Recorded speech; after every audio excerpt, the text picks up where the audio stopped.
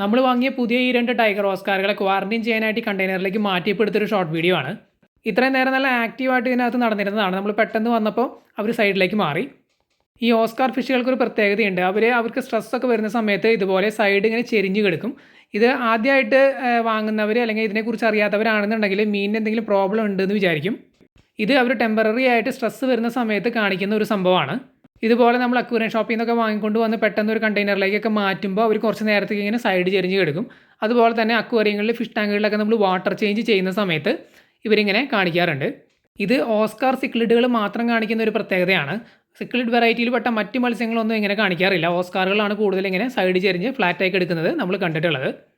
ഇത്രയും നേരം നല്ല ആക്റ്റീവായിട്ട് നടന്നുകൊണ്ടിരുന്നതാണ്. ഞാൻ പെട്ടെന്ന് ക്യാമറ അടുത്തേക്ക് കൊണ്ടുവന്നപ്പോൾ ഒരു സൈഡിലേക്ക് മാറി ഇങ്ങനെ സ്റ്റില്ലായതാണ്. അപ്പോൾ ഞാനൊരു ഡീറ്റെയിൽഡ് വീഡിയോ ചെയ്തിട്ടുണ്ട്. ആ വീഡിയോയുടെ ലിങ്ക് സ്ക്രീനിൻ്റെ താഴെ പിൻ ചെയ്ത് വെച്ചിട്ടുണ്ട്. അപ്പോൾ ആ വീഡിയോയിൽ അവർ നല്ല ആക്റ്റീവായിട്ട് നടക്കുന്നത് കാണാം. അപ്പോൾ അത് കാണാൻ താല്പര്യമുള്ളവർ ആ വീഡിയോ കാണാം. താഴെ ലിങ്ക് കൊടുത്തിട്ടുണ്ട്. അപ്പോൾ 2-3 ദിവസത്തേക്ക് ക്വാറന്റൈൻ ചെയ്യാൻ വേണ്ടിയിട്ട് മാത്രമാണ് നമ്മൾ ഇവരെ കണ്ടെയ്നറിലേക്ക് മാറ്റിയിട്ടുള്ളത്. അപ്പോൾ ഈ ഒരു 2-3 ദിവസത്തെ സമയത്തിനുള്ളിൽ നമ്മൾ നമ്മുടെ ഫ്രിഡ്ജ് ബോക്സ് കാലിയാക്കും. നമ്മുടെ സ്നേക്ക് ഹെഡ് കിടക്കുന്ന ആ ഒരു ഫ്രിഡ്ജ് ബോക്സ്. എന്നിട്ട് അതിലേക്കാണ് നമ്മൾ ഇവരെ ട്രാൻസ്ഫർ ചെയ്യാനായിട്ട് പോണത്.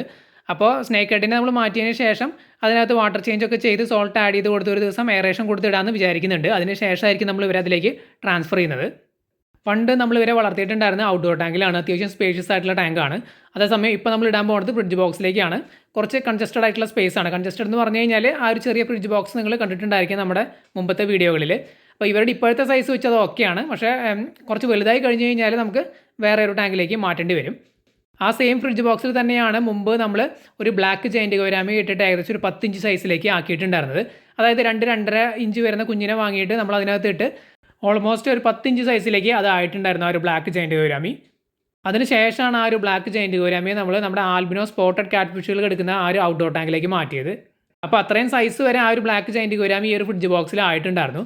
അപ്പോൾ അതുകൊണ്ട് ഈ 2 എണ്ണത്തിന് കുറച്ച് സൈസൊക്കെ ആവാം ആ ഒരു ഫ്രിഡ്ജ് ബോക്സിൽ കിടന്നിട്ട്.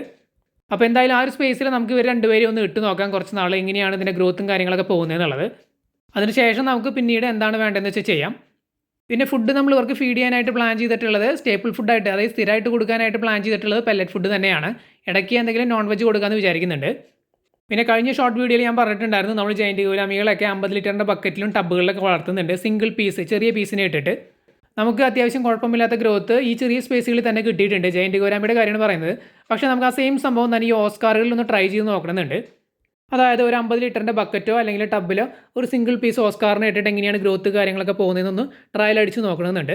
കൂടുതൽ അപ്ഡേറ്റ് പിന്നീട് അറിയിക്കാം.